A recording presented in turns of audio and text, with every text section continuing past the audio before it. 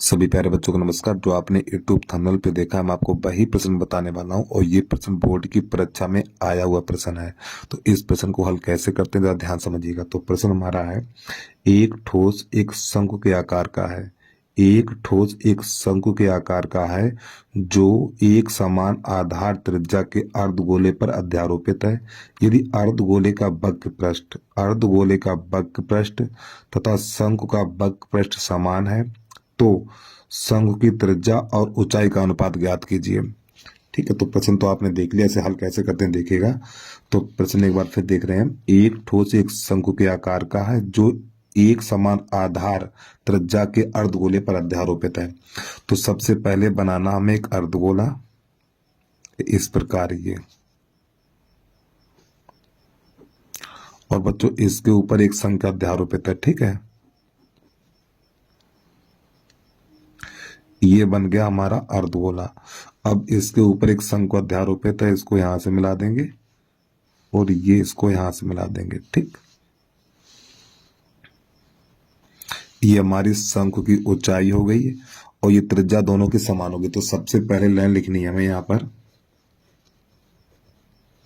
शंकु तथा अर्धगोले की त्रिज्या समान है। ठीक है, शंकु तथा अर्धगोले की त्रिज्या समान है। त्रिज्या समान है तो हमारी शंकु की ऊंचाई कितनी हो जाएगी? इस शंकु की ऊंचाई हो जाएगी h। तो देखो ये हमारी शंकु की ऊंचाई h है और ये शंकु की तिरछी ऊंचाई l है हमारी। तो प्रश्न यहाँ पे कह रहा है अर्धगोले का वक्र पृष्ठ तथा शंकु का वक्र पृष्ठ समान है। अर्धगोले का वक्र पृष्ठ और शंकु का वक्र पृष्ठ समान है। तो यहाँ पे हिंदी लिख लें हम, अर्धगोले का वक्र पृष्ठ और बराबर शंकु का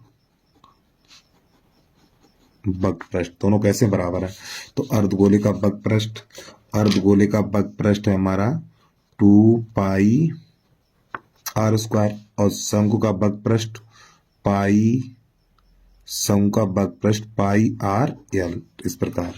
तो हमें क्या निकालना है इसमें? निकालना r बटा h का मान यानी अनुपात ज्ञात करना, ये निकालना हमें।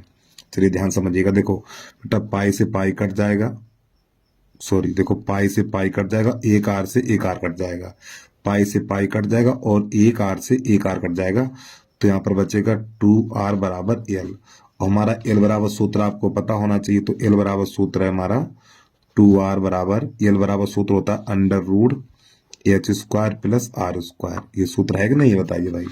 अब इसके बाद दोनों देखो, इधर से अंडरू हटेगा हमारा, इधर से अंडरू हटेगा तो उधर घात 2 लग जाएगी।